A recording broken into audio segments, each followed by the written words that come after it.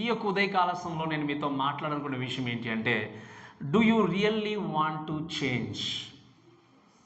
నువ్వు నిజముగా మారాలనుకుంటున్నావా?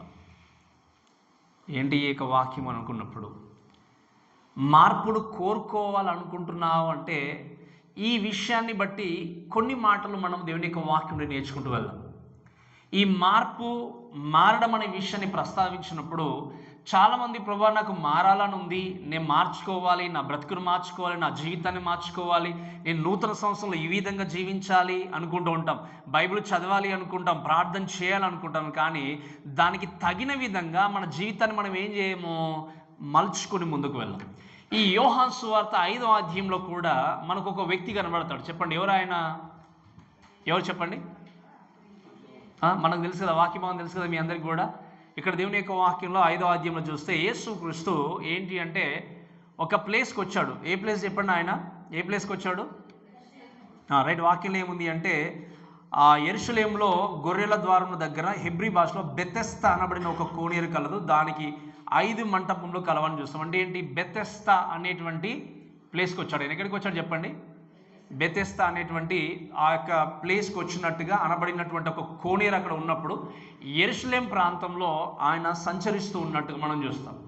ఈ వాక్య భాగాన్ని అంతా కూడా మనం పర్టికులర్గా ఆలోచన చేస్తే, యేసుక్రీస్తు పరిచర్య జరిగిస్తూ ఆయన సంచరిస్తూ వెళ్తున్నప్పుడు యూదుల పండగ ఒకటి వచ్చినప్పుడు ఆయన యెరూషలేంకి వచ్చాడు. యూదుల పండగ అనుకున్నప్పుడు ప్రాముఖ్యంగా 3 పండగలు ఉంటాయి యూదులకి. దాంట్లో ఏ పండగ అన్నది మనకు పర్టికులర్గా తెలియదు. కానీ ఈ 3 పండగలకి ఖచ్చితంగా స్పెషల్లీ మగవారు మాత్రం తప్పకుండా ఏం చేయాలి? అటెండ్ కావాలి.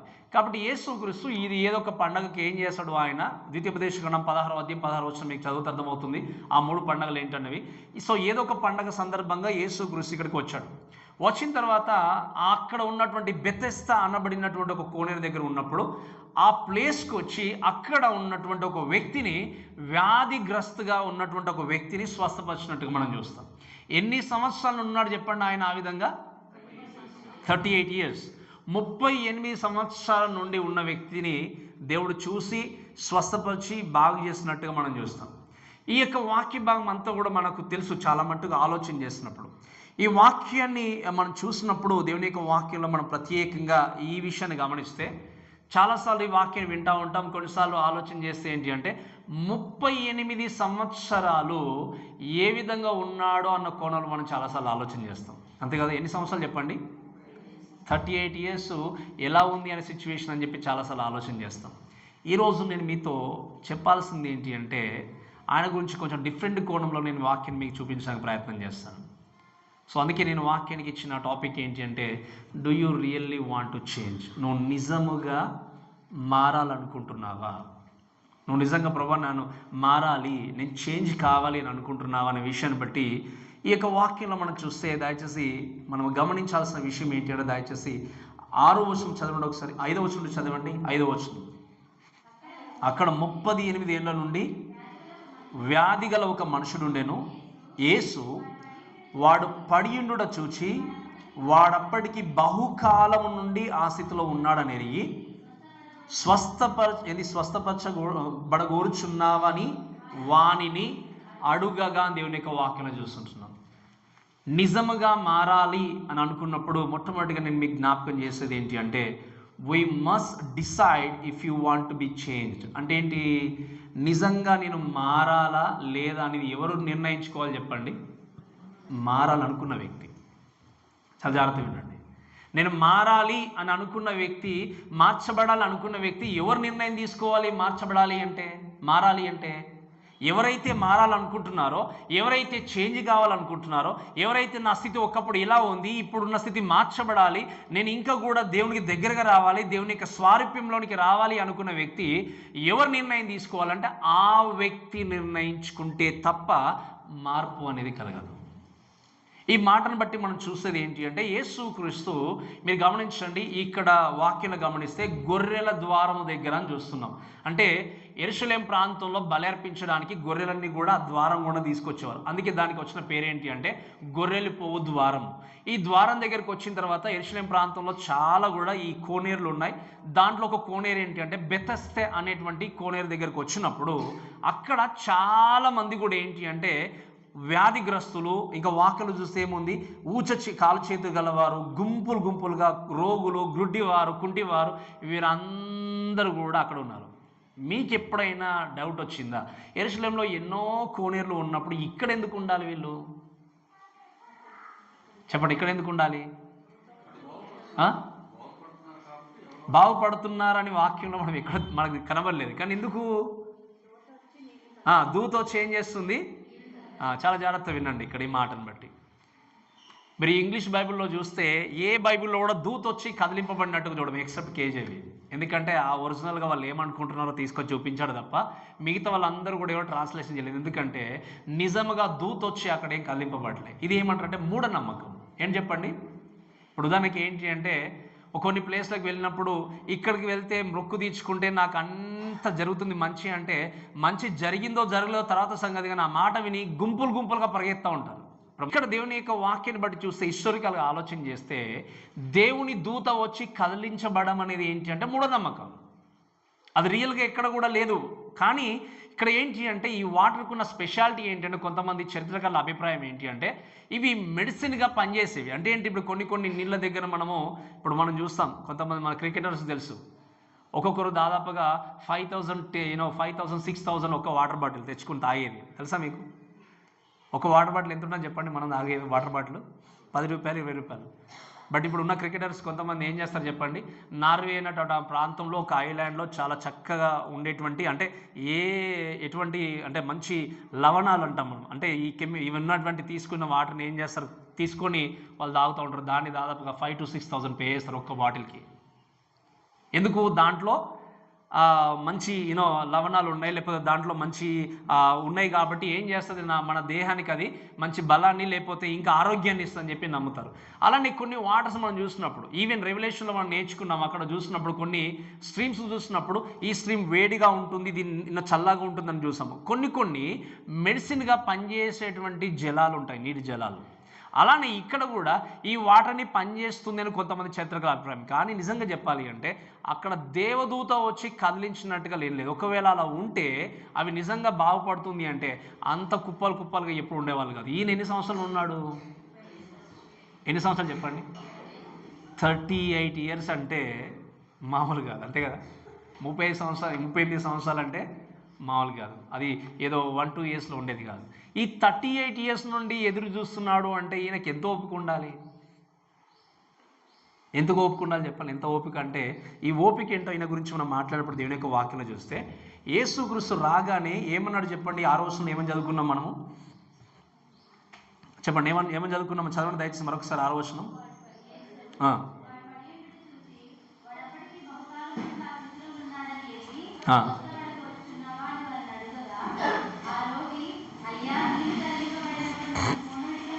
విన్నాడు. ఇక్కడ 6వ వచనంలో చూస్తే యేసుక్రీస్తు వచ్చి అడిగిన ప్రశ్న ఏంటి అంటే, వాడు బహుకాలం నుండి అంటే 38 years నుండి ఈ స్థితిలో ఉన్నాడని తెలుసుకొని ఏమన్నాడు అంటే, మీరు వినండి, అక్కడ కుంటివారు ఉన్నారు, గ్రుడ్డివారు ఉన్నారు, చేయలు గల వాళ్ళు ఉన్నారు, కానీ వీరందరినీ పక్కన పెట్టి ఎవరి దగ్గరికి వచ్చాడు యేసుక్రీస్తు? ఈ 38 years స్థితిలో ఉన్న వ్యక్తి దగ్గరికి వచ్చాడు.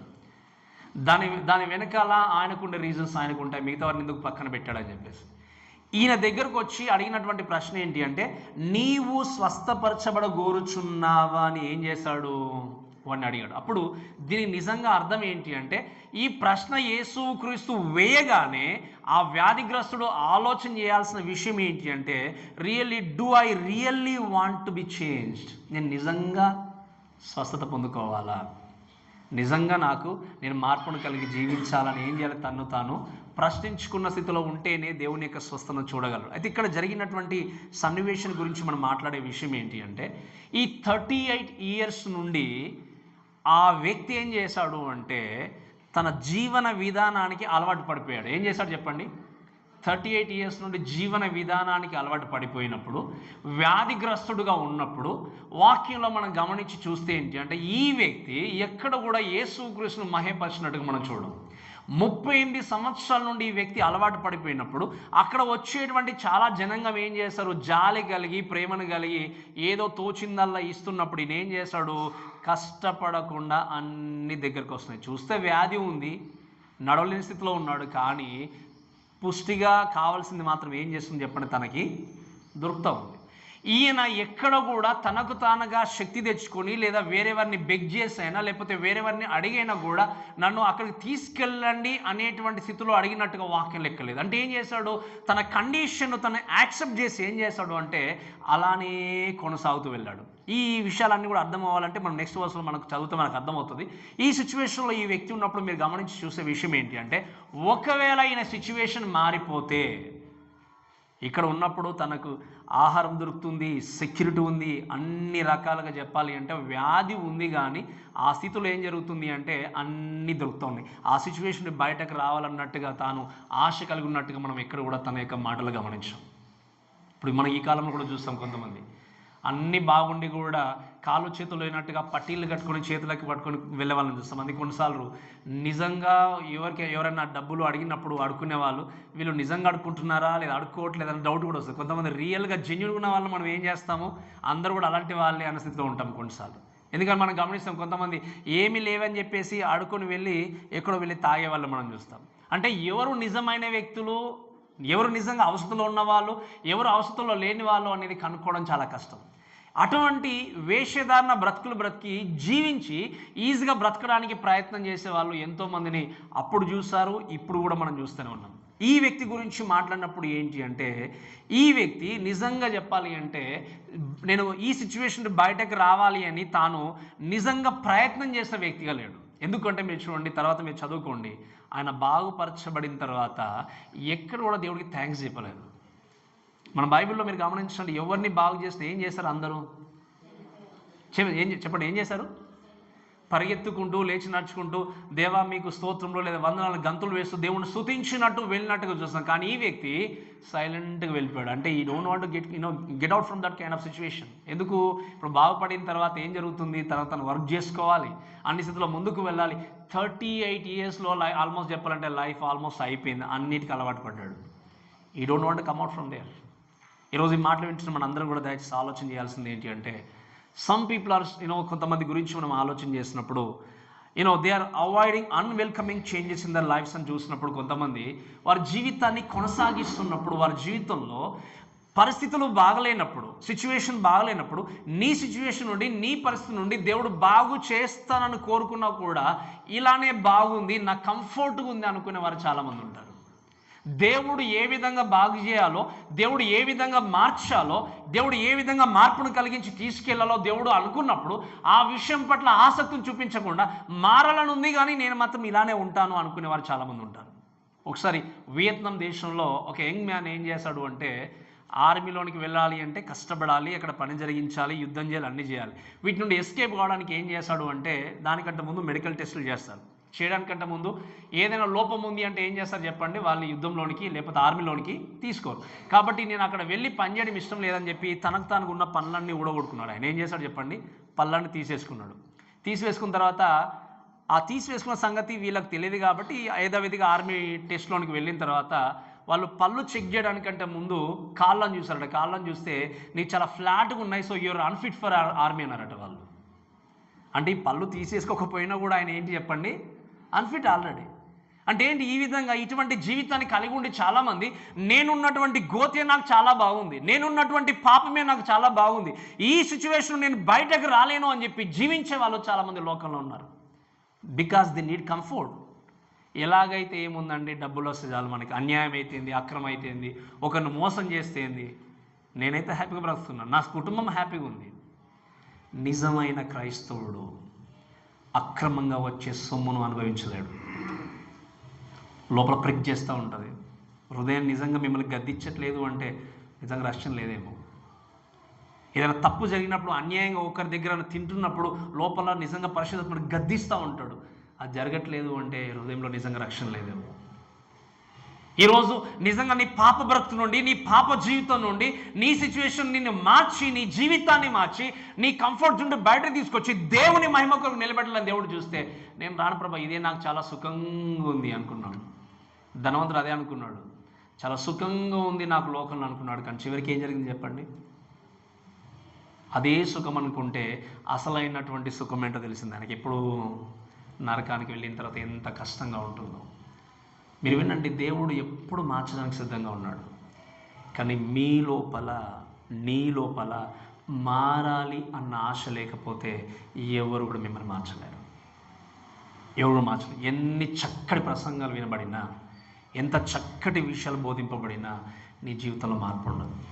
ఈ అంత్య దినాల్లో ఉన్న మనందరం నేను ఎప్పుడు చెప్తా ఉంటాను, should be very very very careful అనే విషయం చెప్తాను. ఏ విధంగా వాక్యాన్ని వినే విషయంలో కానీ, యాక్సెప్ట్ చేసే విషయంలో కానీ, సత్యం కొరకు నిలబడే విషయంలో కానీ, అన్ని విషయాల్లో జాగ్రత్తగా ఉండాలి. అంటే ఏం చేస్తాం చాలామంది అంటే మనకెందుకులే అనుకుంటాం. అందుకే క్రిస్మస్ రోజు నేను వాక్యం చెప్పాను. అక్కడ ఉన్నటువంటి స్క్రైబ్స్, ప్రధాన యాజకులు ఏం చేశారు చెప్పండి? యేసుక్రీస్తు ఎక్కడ పుడతాడు అంటే వాళ్ళ లేఖనాలన్నీ పరిశీలించి, అవునండి ఎక్కడ పుడతాడు ఆయన, బెత్లెహేములో పుట్టునని వాక్యంలో రాయబడి ఉంది అని చెప్పారు. కానీ ఏం చేశారు చెప్పండి? ఏం చేశారు? విన్నాం కదా రోజు వాక్యము. పుడతాడని ఎగ్జాక్ట్లీగా ప్లేస్ కూడా వాళ్ళకి తెలుసు. యెరూషలేములో ఉన్న వాళ్ళు ఏం చేయాలి? నెక్స్ట్ మినిట్ వాళ్ళు ఏం చేయాలి? వెళ్ళాలి. కానీ వీళ్ళు ఏం చేశారు? ఈరోజు మీరు గమనించండి, వాళ్ళకెందుకు వాళ్ళు రిజెక్ట్ చేశారు? ఎందుకు? మేమున్న సిచ్యువేషన్ మాకు చాలు, మాకు ఏ దేవుడు అవసరం లేదు, ఏ మేసే అవసరం లేదు. అలానే మీరు చాలామంది జీవితంలో ఈ విధంగా బ్రతకాలి, ఈ విధంగా జీవించాలి, ఈ విధంగా సత్యం కొరకు బ్రతకాలి అంటే అవన్నీ మాకెందుకులే, వాక్యం బోధింపబడుతుంది కానీ మా జీవితం ఇప్పుడు సుఖంగా ఉంది. అందుకే ఈరోజు మీరు గమనించండి, ఎంతోమంది వ్యక్తులు, నేను లాస్ట్ టైం కూడా మీకు చెప్పాను, ఈరోజు నమ్ముకున్నటువంటి క్రీస్తుని నమ్ముకున్న ఎంతోమంది క్రైస్తవులు అన్యజాతి నుండి లేకపోతే హిందుత్వం నుండి క్రైస్తవంలోకి మారిన తర్వాత దేంట్లోకి మారారు చెప్పండి? ఇప్పుడు ఈ ఇదివరకు కలిగి ఉన్నటువంటి ట్రెడిషన్ అన్నిటి నుండి దేంట్లోకి మారారు అంటే ఎవరు? మనం మారాం. మారిన వాళ్ళు మార్చబడిన వ్యక్తిలాగా బ్రతకాలా, మళ్ళీ బ్యాక్ రావాలా? కానీ మన వాళ్ళు ఏం చేస్తారు తెలుసా? చాలామంది ఇప్పటికి కూడా నేను మారడం కాదు, అసలు యేసుక్రీస్తు తీసుకొచ్చి దీంట్లో పెట్టేస్తే చేస్తారో చేయట్లేదు, అలా చేస్తున్నారు. They don't want to change, they don't want to come out. అక్కడ దాకా వెళ్ళడం ఏంటి? మన దేవుని మనం మార్చుకుంటే అయిపోతుంది కదా. మన దేవుడు చాలా మంచివాడు, ఎలా ట్రీట్ చేసినా దేవుడు ఇష్టపడతాడు. ఎప్పుడు ఏ విధంగా అయినా మనం కొలవచ్చు, ఏదైనా చేయొచ్చు. దేవుడికి కావాల్సిన మన హృదయమే కదా. మన సిచ్యువేషన్ తెలియదా? మన కుటుంబ పరిస్థితి తెలియదా? నా హృదయం తెలుసు కదా, దేవుడికి ఎలా అయినా చేసుకోవచ్చు. దేవుడు ఏమన్నాడు? Come out from your filthiness. మీ యొక్క దుష్టత్వము నుండి, మీ పాపము నుండి బయటకు రావడానికి రండి అని చెప్పి దేవుడు పిలిచి తన ప్రాణాన్ని అర్పిస్తే, నువ్వు అర్పించావు కానీ ప్రభా మేమేం చేస్తాం, మళ్ళీ మేము తీసుకొచ్చి మా దగ్గర పెట్టుకుంటామని చెప్పేసి చేసే క్రైస్తవులు తయారయ్యారు. ప్రేమ దేవుళ్ళ దయచేసి వినండి, మార్పును దేవుడు కలిగించడానికి లోకంలోకి వచ్చాడు. నువ్వు మారాలన్న ఆశ లేకపోతే 100 సంవత్సరాలు కాదు, 200 సంవత్సరాల ఆయుష్ దేవుడు నీకు ఇచ్చినా నీకు ఉపయోగం లేదు. ఈరోజు చూడండి, ఎంతోమంది తీసుకొచ్చి ఇవి ఇప్పుడు కొన్ని, ఒకసారి నేను విన్నాను, అఫ్కోర్స్ రోమన్ క్యాథలిక్స్ అంటే ఏంటంటే they're like seems like they're అన్యజనులు, ఇంకా వాళ్ళ రక్షణ లేని వాళ్ళు, మనం వాళ్ళ లెక్కలను కూడా తీసుకోకూడదు. కొన్ని విషయాలు మనం చూస్తే ఏంటి అంటే మొత్తం ఇప్పుడు ఈ శ్లోకాలు పాడినట్టుగా పాటలు పాడుకుంటూ వెళ్ళిపోతున్నారు. అన్నీ కూడా ఎక్కడ వెళ్ళిపోతున్నాము అంటే మన కంఫర్ట్ జోన్లోంటి క్రీస్తుని లాగుతున్నాం తప్ప మనం దాటట్లే. ప్రభు మీరు నన్ను ఇంత దూరం వెతుకుంటూ వచ్చారు కదా, ఇంకొక స్టెప్ మీరు ముందుకు రండి. నేను మాత్రం నేను ఇక్కడ నుండి లేవను, ఇంకా ఇది శాశ్వతం. మీరు వినండి, 38 years నుండి ఈయన అక్కడే ఉన్నాడు. సో ఆయన అలవాటు అయిపోయింది ఆయనకి. మన నిజంగా బాగుపరచబడిన తర్వాత నా జీవితాన్ని మార్చాడు కదా దేవుడు, బాగు చేశాడు కదా అని చెప్పి వాక్యం ఎక్కడో మనకు కనబడదు ఆయన దేవుడు స్తుతించినట్టుగా. నిజంగా ఒకవేళ మార్పును కోరుకున్న వ్యక్తి అయితే ఏం చేసేవాడు? దేవుడు స్తుతించేవాడు. ఈరోజు వాక్యము ప్రతిసారి మీకు వినిపింపబడుతున్నా కూడా మీరు విన్నాను. అందుకే మెనీ పీపుల్ టుడే ఏంటి అంటే paralyse in their heart, in their mind. ఏమైంది? ఈ మనసు ఏమైపోయింది అంటే ఇంకా మొత్తం పక్షవాతం వచ్చినట్టుగా మార్చబడింది. అంటే ఏంటి? ఎన్నన్నా చెప్పండి పాస్టర్ గారు, మా మైండ్ ఏమైపోయింది? అక్కడే ఫిక్స్ అయిపోయింది. ఇంకా మీరు ఏమన్నా చెప్పండి, మేము వింటాము, అలానే ఉంటాం, దాన్ని మార్చుకోలేము మేము. ఇంకా మా మైండ్, మా మనస్సు ఇంకా చెప్పండి ఈ విధంగా ప్యారలైజ్ అయిపోయింది. నా హృదయం, అందుకే వాక్యాన్ని చూస్తే ఒక మాట ఉంది, హృదయం ఏంటంటే చెప్పండి, ఏంటంటే హృదయము వ్యాధి గలది, బహుఘోరమైనది. ఇంకేముంది వాక్యంలో? దాన్ని గ్రహించే వ్యక్తి ఎవరు లేదన్నాడు. అందుకే మీకు చాలాసార్లు చెప్పాను నేను, వినండి. ఫరో ఇశ్రాయేల్ జనాంగాన్ని వెళ్ళమని దేవుడు పర్మిషన్ ఇవ్వడానికి ఆయన దగ్గరికి మోషే వెళ్ళినప్పుడు నేను పంపించను అని చెప్పి ప్రతిసారి ఏం చేశాడు చెప్పండి? ఫరో హృదయాన్ని కఠినం చేసుకున్నాడు. కఠినం చేసుకుంటూ ఉంటే దేవుడు ఏం చేశాడు చివరికి చెప్పండి? తెలుసా ఈ విషయం మీకు? ఒకసారి కఠినం చేసుకో, రెండోసారి కఠినం చేసుకోండి, ఇంకా నువ్వు ఇలా చేసుకుంటావా, నేనే కఠినం చేస్తాను చెప్పి దేవుడు కఠినం చేశాడు. ఈరోజు దేవుడు he's giving us lot of opportunities. ఎన్నోసార్లు మీకు అవకాశాలు ఇస్తున్నాడు మనసు మార్చుకోవాలి, బ్రతుకు మారాలని. కానీ మనం ఏం చేస్తాము? ఈ 38 years నుండి ఉన్న వ్యక్తిలాగా if you don't want to change by your self, ఎంతమంది వచ్చి పైకి లాగినా కూడా బయటకు రాలేరు. ఏముండాలి లోపల? దృఢ నిశ్చయం ఉండాలి. ప్రభా, నేను మారాలి, నా జీవితం మారాలి. పోయిన సంవత్సరంలో ఎలా ఉంది నా జీవితము, ఈ సంవత్సరంలో మీకు నేను సమయాన్ని ఇవ్వాలి. అందుకే ఫస్ట్ థింగ్ ఏంటంటే మీ జీవితంలో సమయాన్ని ఇవ్వడం నేర్చుకోండి దేవుడికి. అందుకే క్వశ్చన్ చేసుకోవాల్సింది ఏంటంటే, ప్రభువా నా బ్రతుకును మార్చని చెప్పి కన్నీరు కాల్చుకుంటూ ప్రార్థన చేస్తాం. 24 గంటలు ప్రార్థన చేసి ఉపయోగం లేదు. ఎందుకు చెప్పండి? ఎందుకు ఉపయోగం లేదు? మనకు ఒక స్టోరీ చెప్పేవాళ్ళు చిన్నప్పుడు, మా పాస్టర్ వాళ్ళు. ఇప్పుడు ప్రభా మీరు ఆవగింత విశ్వాసం ఉంటే ఆ కొండని తీసుకెళ్ళి సముద్రంలో పడివేయమంటే పడిపోతుంటే ఆయన స్టోరీ చెప్పాడు. అన్న ఒక ఆవిడ అలానే ఏం చేసిందట, మీరు చెప్పారు కదా ప్రభా అని చెప్పి మార్నింగ్ స్టార్ట్ చేసిందట ప్రార్థన చేయడం. ప్రార్థన చేస్తూనే ఉంది టిల్ ఆఫ్టర్నూన్. బట్ ఆఫ్టర్నూన్ వరకు చూస్తారు ఏం జరిగింది చెప్పండి? ఆ కొండ అక్కడే ఉంది. మళ్ళీ ప్రార్థన చేసి మళ్ళీ సాయంత్రం అక్కడే ఉంది. అప్పుడు ఏంది చివరికి ఏమనుకుందట ఆవిడ? ఆమె అన్న విషయం ఏంటంటే, నాకు తెలుసు ప్రభువా ప్రార్థన చేసినా కూడా ఈ కొండ అక్కడ నుండి వెళ్ళదని నాకు తెలుసు అని అన్నమాట. అంటే అర్థం ఏంటి? ఆమె ప్రార్థన చేయడానికంటే ముందే మనసులో ఏముంది ఆమెకు? అది జరగదు అని. ఇంకేం ఉపయోగం నువ్వు 24 గంటలు ప్రార్థన చేసినా, 12 గంటలు ప్రార్థన చేసినా? మీరు వినండి, ఈ యొక్క నూతన సంవత్సరం ఈ మాటలు ఎందుకు నేను తీసుకొస్తున్నాను అంటే, మీరు మారితే మీకే ఆస్వాదన, నాకు ఉండదు. అంతేగాని చెప్పినప్పుడు మీకు అర్థమైందా? మీరు మారితే ఎవరికి ఆస్వాదం చెప్పండి? మీ జీవితానికి.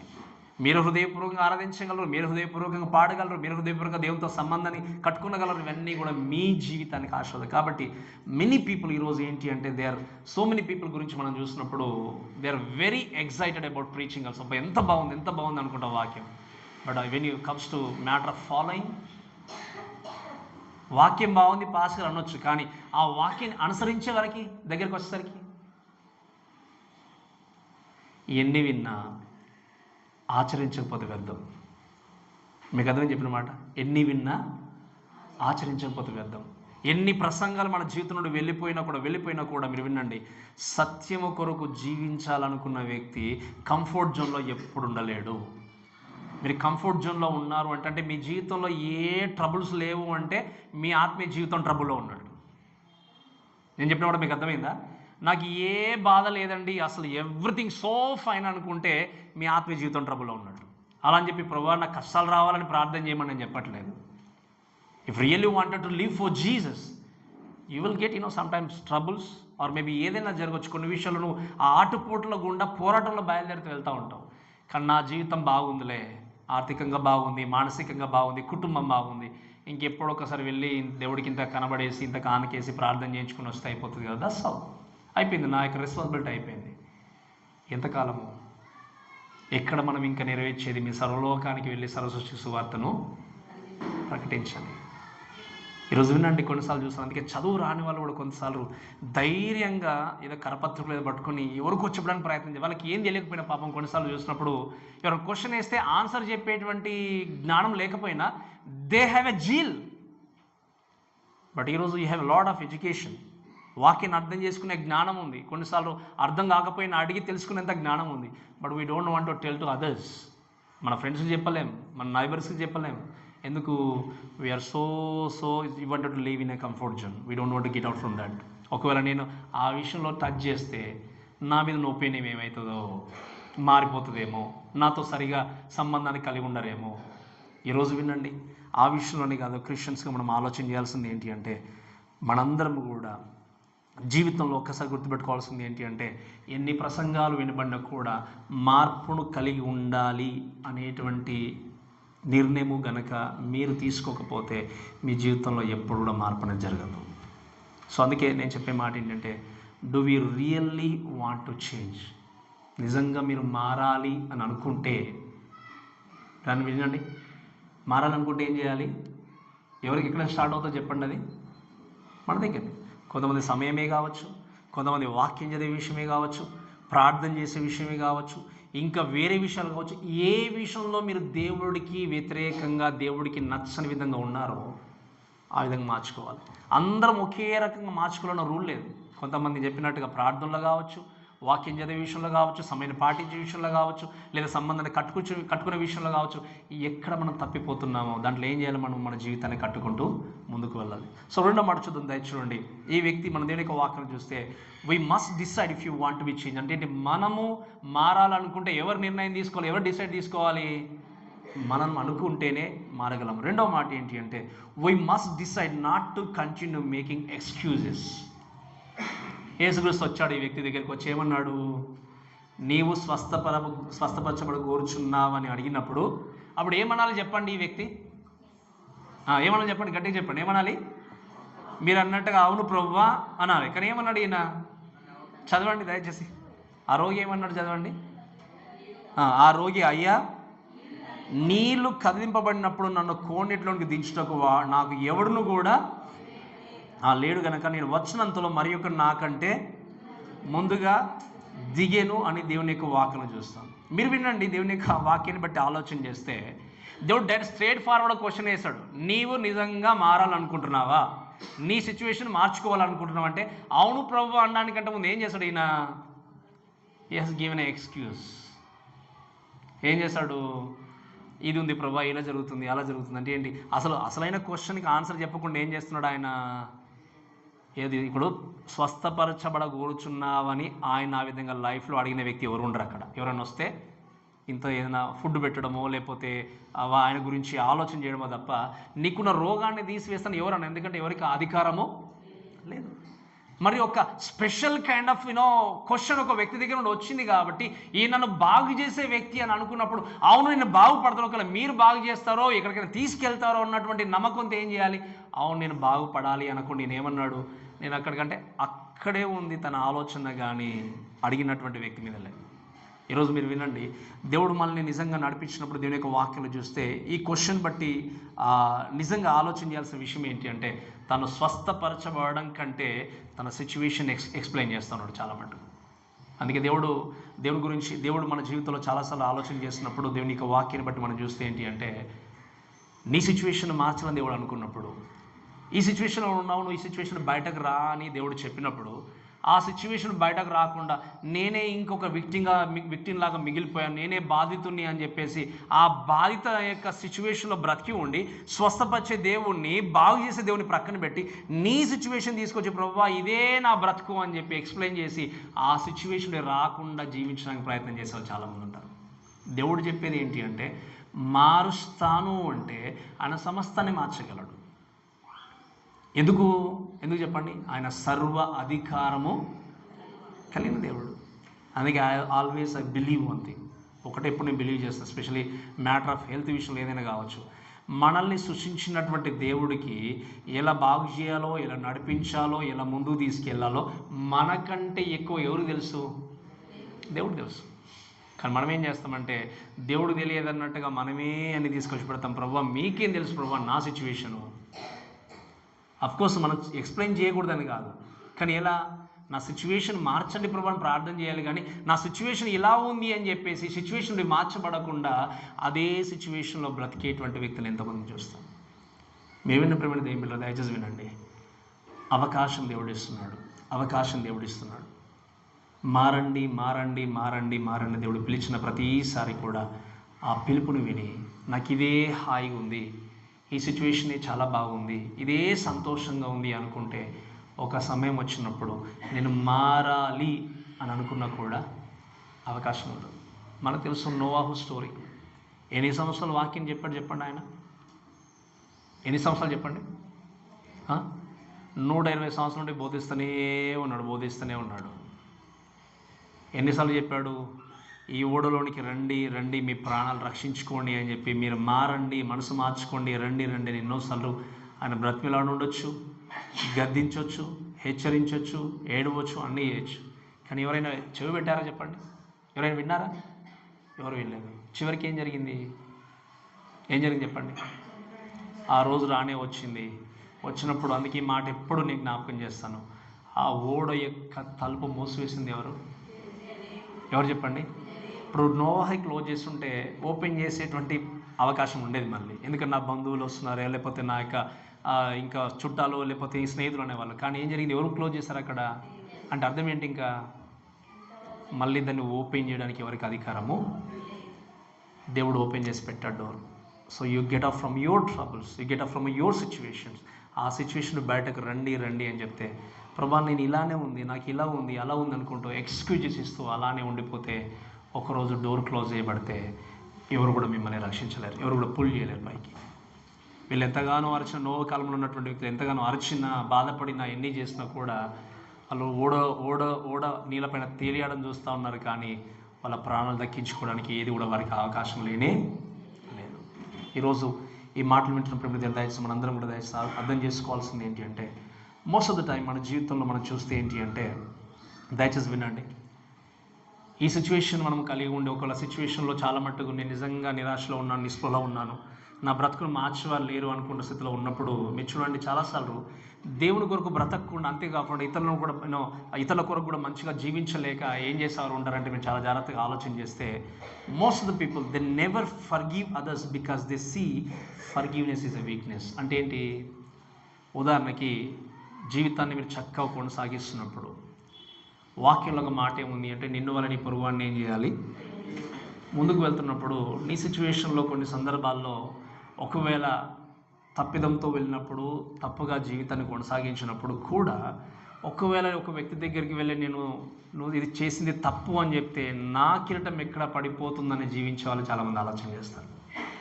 నా ప్రెస్టేజ్ ఎక్కడ పోతుంది, నేనెందుకు దిగాలి అక్కడికి, నేనెందుకు ఫోన్ చేయాలి, వాళ్ళే చేసేదాకా నేను చూడాలి కదా, వాళ్ళే నాకు చేయాలి కదా. అందుకే అంటాను, ఇటువంటి కైండ్ ఆఫ్ సిచ్యువేషన్లో ఉంటే, నేను లాస్ట్ టైం మీకు చెప్పాను, ఏమన్నా ఒక మాట ఏమని గుర్తుంది కదా మీకు, ఒంటే సూది బెజ్జములో దూరడము సులభం, కానీ ఏంటి చెప్పండి, ధనవంతుడు, మీకు చెప్పిన మాట గుర్తుంది కదా, ఆ రోజు నేను చెప్పాను కదా, ఒంటే సూది బెజ్జంలో దూరడం చాలా ఈజీ, కానీ ధనవంతుడు అలానే అని లోకంలో కొనసాగిస్తే, మీరు వినండి, you are not going to take anything from this world. నువ్వు చనిపోయినప్పుడు నీవు వేసుకున్న బట్టలు కూడా నీతో రాలేవు. అందుకే ఏమంటాడు చెప్పండి, ఏమంటాడు? నేను దిగంబరిగా ఈ లోకానికి వచ్చాను, దిగంబరిగానే లోకం నుండి నేను ఇప్పుడు వెళ్ళిపోతాను. ఇంకెక్కడ ఉంది చెప్పండి? మన గర్వం ఎక్కడ ఉంది, మన కోపం ఎక్కడ ఉంది, మన అసూయ ఎక్కడ ఉంది? నథింగ్. ఈరోజు ఈ విషయాలన్నీ జ్ఞాపకం చేసుకుంటూ మన సిచ్యువేషన్ మార్చుకుంటూ ముందుకు వెళ్ళాలి. ఏంటంటే మీరు గమనించండి, ఈరోజు ఉన్నటువంటి ఎంతోమంది క్రైస్తవులు వారి జీవితాల్లో ఇది నా తప్పు కాదులే అనుకుని క్షమించడానికి సిద్ధ మనసు కలిగి ఉండకుండా, లోకంలో మనుషులందరి మధ్యలో మంచివాడిని అనిపించుకోవడానికి పరిగెత్తుతూనే ఉంటారు. కానీ ఈ మంచివాడిని అనిపించుకోవడం కంటే నేను దేవుని చేత మంచివాడిని అనిపించుకోవాలన్న ఆలోచన మాత్రం మనకు రాదు.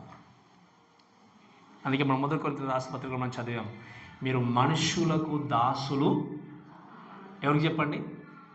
మీరు మనుషులకు దాసులు కాకుండా ఇక్కడ, ఎందుకంటే మీరు విలువ పెట్టి. అందుకే ఈరోజు మనం చూస్తాం, మనుషులు కనబడితే వంగి దండాలు పెట్టే వాళ్ళని చూస్తున్నాం, కానీ దేవుడు కనబడితే దేవుడి కోసం కనీసం వంగి నమస్కారం పెట్టే వాళ్ళని చూడట్లే. బట్ వాకింగ్ లేదు చెప్తుంది, don't be slave to men. అంటే పీపుల్కి, లేకపోతే ప్రజలకి కాదు, మీరు బానిసలుగా ఉండాల్సింది, దాసులుగా ఉండాల్సింది. ఎవరికి చెప్పండి? దేవుడికి. ఎందుకు చెప్పండి? ఎందుకు దేవునికి దాసులుగా ఉండాలి? ఎందుకు? మన బ్రతుకుని, మన బానిసత్వాన్ని, మన జీవితాన్ని మార్చే అధికారం ఆయన చేతిలో ఉంది. కాబట్టి నా చేతిలో లేదు మీ జీవితాన్ని మార్చే అధికారము, మీ చేతిలో లేదు పక్కవారిని మార్చే అధికారం. కానీ ఎవరికి ఉంది? మన దేవుడికి అధికారం కలిగి ఉన్నప్పుడు, అధికారం కలిగినటువంటి దేవుని దగ్గరకు వచ్చి నువ్వు ఏ విధంగా బ్రతున్నావు, ఒక వ్యక్తిని సంతోషపెట్టడానికి ఎన్ని రకాలుగా ప్రయత్నాలు చేస్తున్నావో నీకు తెలుసు. అటువంటిది దేవుణ్ణి సంతోషపెట్టడానికి ఎంతగా ప్రయత్నం చేస్తావు? అలా చేయట్లేదు అంటే నీ జీవితంలో మార్పు లేదు. దేవుడు మారాలని, నేను మార్చాలని దేవుడు చాలా ప్రయత్నం చేస్తున్నాడు. తన మాటల చేత, సేవకుల ద్వారా, తన వాక్యం చదువుతున్నప్పుడు ఎన్ని రకాల మార్చాలనుకున్నా కూడా, నీవు మారాలని లేకపోతే ఎన్ని రకాల ప్రయత్నాలు చేసినా అన్నీ కూడా వ్యర్థం. అందుకే ఈరోజు ఉన్నటువంటి ఎంతోమంది క్రైస్తవులు మీరు చూడండి, అబద్ధమైన బోధల వైపు తిరుగుతూ, అందుకే నేను చాలాసార్లు చెప్పాను, వాళ్ళు ఎటువంటి వాక్యం బోధించినా, ఏ విధంగా వాక్యం చెప్పినా కూడా పరిగెత్తుతూ వెళ్ళేవారు ఉంటారు. ఇప్పుడు చూస్తాం కొంతమంది, ఇప్పుడు ఉన్నటువంటి స్పెషల్లీ ప్రజెంట్ ట్రెండ్ ఏంటి అంటే హీలింగ్స్, అంతే కదా, స్వస్థతలు ఉంటే చాలు పరిగెత్తి వెళ్ళిపోవడమే, మనం ఇంకా భాషలు ఉంటే చాలు పరిగెత్తి వెళ్ళిపోవడమే. కానీ హిస్టారికల్గా మీరు ఆలోచన చేయండి, మొట్టమొదటి సెంచరీలో భాషలు మాట్లాడినప్పుడు మళ్ళీ 19వ శతాబ్దం వరకు అసలు భాషలే లేవు ప్రపంచంలో. ఎక్కడ లేవు. మీరు హిస్టారికల్ చూడండి, చర్చెస్లో ఎక్కడ చూడండి. కానీ మనం ఏం చేస్తాము? ఎవరేమని చెప్పండి, పరిగెత్తుకు వెళ్ళిపోవడమే. ఎందుకు? మనకు ఆరోగ్యం బాగుండాలి, ఆత్మ విడిపింపబడకపోయినా పర్లేదు. దేవుని యొక్క వాక్యంలో యేసుక్రీస్తు ఒక మాట అంటాడు, నీ కన్ను చెడిపోయినా పర్లేదు, ఒక కన్ను లేకుండా నువ్వు పరలోక రాజ్యంలో ప్రవేశించడం చాలా ఉత్తమం అంటాడు. ఈ లోకంలో నీ కాళ్ళు పనిచేయకపోయినా, నీ యొక్క దేహం సరిగా పనిచేయకపోయినా, నీ ఆత్మ విడిపింపబడితే నువ్వు ఎక్కడ ఉంటావో చెప్పండి. కానీ ఈ లోకంలో ఎంతమంది తెలుసా విషయము? నా ఆరోగ్యం బాగుండాలని పరిగెత్తే దాంట్లో కనీసం 1%, 2% కూడా నా ఆత్మ విడిపింపబడాలని పరిగెత్తే వాళ్ళు చాలా అరుదు. ఏది శాశ్వతం చెప్పండి? ఏది శాశ్వతం? ఆత్మ. ఆరోగ్యం ఉండకూడదంటే ఉండాలి. అందుకే నేను నమ్ముతాను, ఆత్మను విడిపించిన దేవుడికి, ఆత్మను బాగు చేసిన దేవుడికి శారీరకంగా వచ్చే రోగాన్ని తీసివేయలేడా? తీసివేయగలడు. నీ విశ్వాసమే నిన్ను. అందుకే మనం స్వస్థపరచబడాలన్నటువంటి విశ్వాసంతో ప్రార్థించలేకపోతున్నాం.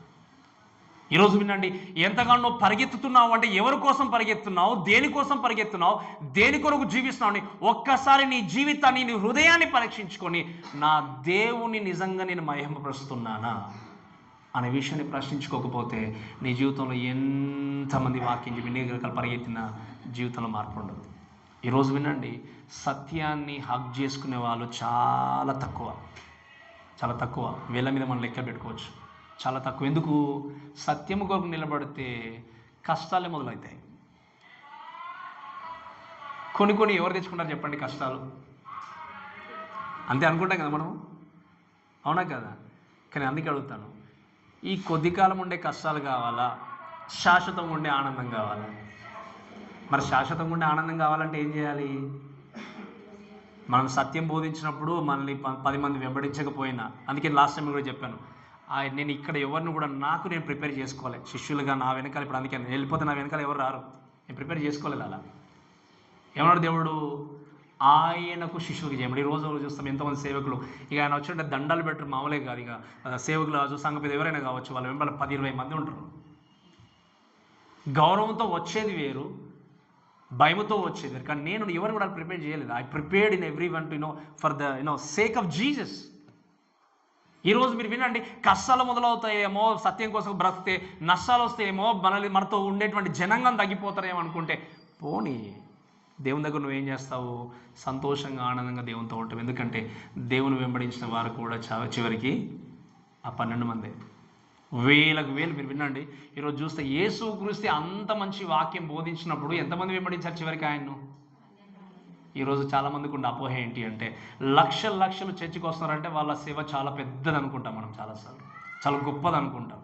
అందుకే మీరు గమనించండి, బైబిల్లో ఎక్కడ కూడా చిన్న సేవకులు పెద్ద సేవకులు అనలేదు.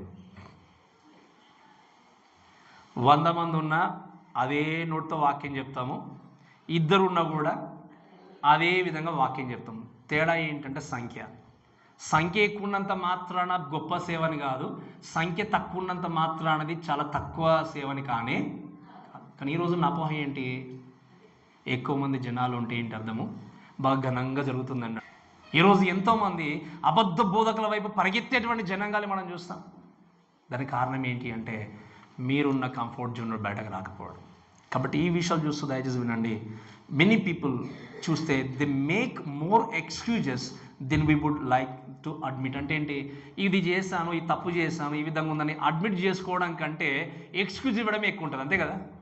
ఈ తప్పు చేసినండి కాబట్టి దేవా నువ్వు క్షమించండి అని చెప్పి అడగడం కంటే, ఇది ఉంది ప్రభా, ఇలా జరిగింది కాబట్టి ఇలా ఉంది, ఇలా ఉంది కాబట్టి ఇలా ఉంది, సాతాను మోసం చేశారు, లేకపోతే ఈ పక్క వర్ణాన్ని మోసం చేశారు, ఈ వ్యక్తి అన్నారు కాబట్టి ఇలా జరిగింది అంటే, నేను చెప్తాను ఒక మాట వినండి చాలా జాగ్రత్తగా.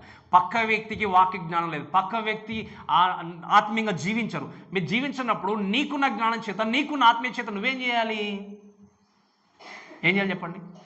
ఇప్పుడు ఒక ఎగ్జాంపుల్ చెప్తాను. మీరు చర్చికి వస్తారనుకోండి 9-9:30కి, పర్లేదులేండి వాళ్ళు పాటలు పాడుకుంటారులేండి 2-3 మనం మెల్లగా వెళ్దాంలేండి అన్నారనుకోండి, అప్పుడు ఏం చేయాలి మీరు? మీరు నాకు మంచి స్నేహితురాలు కదా, ముచ్చటి పెడితే వస్తుంటుంది కదా నాతో పాటు అని ఆమె కోసం ఆలోచన చేయాలా, దేవుడి కోసం ఆలోచన చేయాలా? సమస్య ఎక్కడుంది? ఇప్పుడు అక్కడే ఆగిపోతే ఎక్కడుంది చెప్పండి? పిలిచిన ఆవిడలో సమస్య లేదు, నీలో ఉంది. ఎందుకు? నువ్వు మారాలనుకోవట్లేదు. ప్రార్థన ఉందనుకోండి, వెళ్ళాలనుకుంటే ఒక 5-6 వస్తారులేండి, ఉపవాస ప్రార్థన రోజు ఏముంటుంది మనం వెళ్ళి చేసేది. పక్క వారిని చూసి నువ్వు ఆగిపోతే ఎవరికి నష్టము? ఎవరికి నష్టం చెప్పండి? నీ ఆత్మీయ జీవితానికి. అందుకే ఈరోజు నువ్వు మార్చుకోవాల్సింది నీ లైఫ్ని, నీ బ్రతుకుని. పక్కవారు నీ జీవితానికి ఎప్పుడు సాక్షాత్తుగా జీవించరు.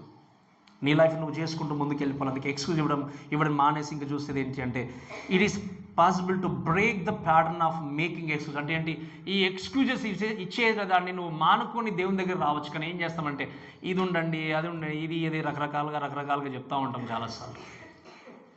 కానీ మీరు వినండి, నిజంగా మీ జీవితంలో ఇది సీరియస్నెస్గా ఈ పని జరిగించాలనుకున్నప్పుడు ఏ ఎక్స్క్యూజ్ గుర్తుకురాదు. గుర్తుకోసం చెప్పండి, గుర్తుకురాదు. అందుకే నన్ను దయచేసి అపార్థం చేసుకోకూడదు. ఈ మాట అంటున్నానని చెప్పి ప్రతిసారి ఉద్యోగ విషయంలో టైంకి వెళ్ళాలనుకోండి, ఏం చేస్తాం చెప్పండి? అక్కడ తంబు వేయాలనుకోండి, ఏం చేస్తాం చెప్పండి? ఎన్ని కష్టాలు వచ్చినా, ఎంత ట్రాఫిక్ ఉన్నా, ఏది ఉన్నా కూడా ఏం చేస్తాము? తంబు వేయాలంటే లేచేది ఒకవేళ 6 గంటలకు లేకుండా 5 గంటలకు లేచి పరిగెత్తాం. అదే దేవుడు అయితే, అదే చర్చ్ అంటే, అది కూడా చెప్పాను నేను, వారములో 2.5 hours మనం అది కూడా చర్చ్లో కూర్చుండేది. కానీ ఏం చేస్తాము? అప్పుడే టైర్డ్ అయిపోయాను అంటాం, అప్పుడే నిద్ర పట్టలేదు అంటాము. ప్రతిరోజు మాత్రం జ్ఞాపకం రావు మనకు. నిద్ర అనేది జ్ఞాపకం రాదు, టైర్డ్నెస్ అనేది జ్ఞాపకం. ఒక సండే అంటే మాత్రం జ్ఞాపకం వస్తుంది. అందుకే నేను చాలాసార్లు మన పిల్లల్ని 8 o'clock స్కూల్ అంటే 9 o'clock పంపిస్తాం. 7:30కి వచ్చి బస్సు రెడీగా ఉంటుంది అక్కడ. ఇప్పుడు మారాల్సింది ఏంటి చెప్పండి? ఒక టైం విషయం అని కదా, ఇంకా ఏ విషయంలో మీరు ఉన్నా కూడా మారాల్సింది ఎవరు? మనమే. మీరు అనుకోవచ్చు, పాస్టర్ ఒకటే రోజు కదా దొరికేది, ఇంకా ఈ హాలిడే చక్కగా అంత గడపాలి కదా అంటే, వెళ్ళిన తర్వాత గడపండి. అందుకే ఇది ఒకటే రోజు అనుకుంటే మరి ఇంకెప్పుడు దేవుడికి నువ్వు ఇచ్చేది సమయం? ఈ 6 రోజులు పని చేసుకోవడానికి శక్తిని ఎవరు ఇస్తున్నారు? మరి ఆ దేవుడు శక్తిని ఇచ్చినప్పుడు, బలాన్ని ఇచ్చినప్పుడు, ఆ ఇచ్చిన దేవుడికి కనీసం కృతజ్ఞతగా కనీసం 2 hours కూడా చర్చిలో కూర్చోకపోతే, అది మీకే నేను వదిలేస్తున్నాను. సో వీటిని బట్టి అయ్యో పాస్టర్ ఇలా మాట్లాడుతున్నది నేను వదిలిన సంవత్సరం అనుకోకూడదు. ఎందుకంటే I want you to change by your self. మీ జీవితాన్ని మీరు మార్చుకుంటేనే నా జీవితానికి ఉపయోగం ఏం లేదు. ఎవరికి చెప్పండి ఉపయోగము? మీకే, మీ జీవితానికే. కాబట్టి ఈ మాటలు బట్టి మనం ఇంకా ముందుకెళ్తాం. ముగిస్తాం చూడండి. Change is never possible until we admit that we have a problem. నా దగ్గర సమస్య ఉంది కాబట్టి నేను మార్చుకోవాలని అనుకున్నంత వరకు నీ జీవితంలో మార్పు అనేది ఉండదు. ఇంకా చివరికి మాట చెప్పి ముగిస్తాను చూడండి. దయచేసి 8-9 వర్షం చూడండి దయచేసి. యేసు నువ్వు లేచి నీ పరిపెత్తుకుని నడుమని వాడితో చెప్పగా వెంటనే వాడు స్వస్థను తన పరిపెత్తుకుని ఏం చేశాడు? అప్పుడు యేసుక్రీస్తు ఏమన్నాడు? వెంటనే లేచి ఈ పరిపెత్తుకుని వెళ్ళు అన్నప్పుడు ఆ వ్యక్తి స్వస్థపరచబడ్డాడు. 38 సంవత్సరాల నుండి దేని ద్వారా బాగుపడతాను అనుకున్నాడు ఆయన? మరి ఇక్కడ ఏం జరిగింది? నీళ్ళకి తన స్వస్థతకి సంబంధమే లేదు. ఈరోజు అలానే నువ్వు ఎన్నో సంవత్సరాలుగా ఇదే కావచ్చు నా జీవితానికి ఆశలు అనుకుంటున్నావేమో. ఈ వ్యక్తి లాగానే ఈ నీళ్ళే నాకు నిజంగా స్వస్థిస్తాయని చెప్పేసి 38 ఏళ్ళ నుండి ఆయన ఏం చేస్తున్నాడు? కానీ ఎక్కడ దొరికింది స్వస్థ ఆయనకి? నీ జీవితం బాగుపడుతుంది, నీ జీవితం బాగుంటుంది, నీకు ప్రొటెక్షన్ ఉంటుందని చెప్పి నువ్వు దేవుని పక్కన పెట్టి వేరే దాని మీద ఆసక్తిని చూపించి పరిగెత్తా ఉన్నావేమో. ఆ సంవత్సరాలు, ఆ టైం అంతా వ్యర్థమైన విషయం దయచేసి జ్ఞాపకం చేసుకోండి. ఎందుకంటే మీ జీవితానికి నిజమైన భద్రతను, నిజమైన కాపుదలను, నిజమైన ఆశీర్వాదాన్ని తీసుకొచ్చేది కేవలము దేవుడు మాత్రమే. ఈ విషయాన్ని గుర్తుపెట్టుకుని దయచేసి మనం ముందుకెళ్దాం. దయచేసి చూడండి ఈ వాక్యం బట్టి చూస్తే, this man had a choice whether listen are ignore. అంటే ఏంటి? నువ్వు స్వస్థపరచబడగోరుచున్నావు అని అడిగినప్పుడు ఓకే అని చెప్పొచ్చు, వద్దు అని చెప్పి చాయిస్ అనేది తన చేతిలో ఉంది. అలానే ఈరోజు వాక్యం వింటున్న మీ అందరూ కూడా మారాలని అనుకుంటున్నామని దేవుడు అడిగినప్పుడు, అవును ప్రభా నేను మారాలి అని అనుకుంటే దేవుడు మార్చగలడు. నాకు వద్దు అనుకుంటే ఏం చేయలేడు దేవుడు. సో ఎవరి దగ్గర ఉంది చాయిస్ చెప్పండి? మీ చేతుల్లో ఉంది. You decide your self. అంతేకాకుండా ఈ మాటను బట్టి మనం చూస్తే దయచేసి వినండి, ఇక్కడ మన జీవితంలో ఉన్నటువంటి ఈ యొక్క స్టంబ్లింగ్ బ్లాక్స్ అన్ని తీసేసుకుని చక్కగా దేవుని ముందుకు వెళ్తానికి దేవుడు ఏమన్నట్టు ఒక మాట చెప్పాడు. ఈ మాట చెప్పి ముగిస్తాను. 14 వచ్చిన చూడండి దయచేసి. అటు తర్వాత యేసు దేవాలయంలో వాడిని చూసి, ఇదిగో స్వస్థతను పొందితివి గనక మరి ఎక్కువ కీడు నీకు కలగనున్నట్లు ఇక పాపము. So do not keep on sinning అని చెప్పాడు. అంటే ఏంటి? నువ్వు ఇంకా పాపాన్ని కొనసాగించకుండా పశ్చాత్తాపము కలిగి ఏం చేయి, నీ జీవితాన్ని కొనసాగించు అని దేవుడు చెప్పి ఆ వ్యక్తిని పంపించినట్టుగా మనం చూస్తాం. ఈరోజు దేవుడు నీ బ్రతుకును మార్చినప్పుడు, నీ జీవితాన్ని మార్చినప్పుడు ఇంకా కూడా ఈ లోకంలో ఉన్నటువంటి పాప విధమైన సంబంధాల మీద ఆసక్తిని చూపించి నేను ఇక్కడే ఉంటాను ప్రభా, ఇదే నాకు ఆరోగ్యంగా ఉంది, ఇదే నాకు సంతోషంగా ఉంది అనుకుంటే దేవుడు కూడా నిన్ను మార్చలేడు. ఈరోజు నువ్వు నిజంగా మారాలనుకుంటే, నిజంగా నీ జీవితం మార్చుకోవాలనుకుంటే చాలా జాగ్రత్తగా వినండి. మీ జీవితాన్ని దేవుని చేతుల్లో పెట్టండి. Do not take your healing for granted. Do not take your salvation for granted. దేవుడు ఉచితంగా మనల్ని రక్షించాడు కాబట్టి నాకు ఉచితంగా దొరికింది అని చెప్పేసి దాన్ని అలక్ష్యం చేయకండి. ఎందుకంటే మీ జీవితాన్ని నిజంగా మార్చే శక్తి ఆయనకు మాత్రమే ఉంది. సో పోయిన సంవత్సరం ఎలా బ్రతికారో మీకు తెలుసు. మనందరం కూడా we need to take step. ఏ విషయంలో మనం దేవునికి దూరంగా ఉంటున్నామో, ఏ విషయంలో దేవుని మహిమపరచలేని స్థితిలో ఉంటున్నామో, ఏ విషయంలో దేవుడికి అవమానకరంగా మనం జీవిస్తున్నామో, ఆ విషయాలు అర్థం చేసుకొని మార్పు నొందిన వ్యక్తిగా మనం జీవించాలి. దానికి చేయాలి అంటే మనం ఆలోచన చేయాల్సింది ఏం చెప్పండి? నన్ను మీరు మార్చండి ప్రభువా అనేటువంటి ఆలోచన మన హృదయంలో పుట్టాలి. సో ఇక్కడ స్టార్ట్ కావాలి చెప్పండి, హృదయంలో పుట్టాలి. సో మీకు మీరుగా మారాలి అనుకుంటే తప్ప ఎవరు కూడా మార్చలేరు.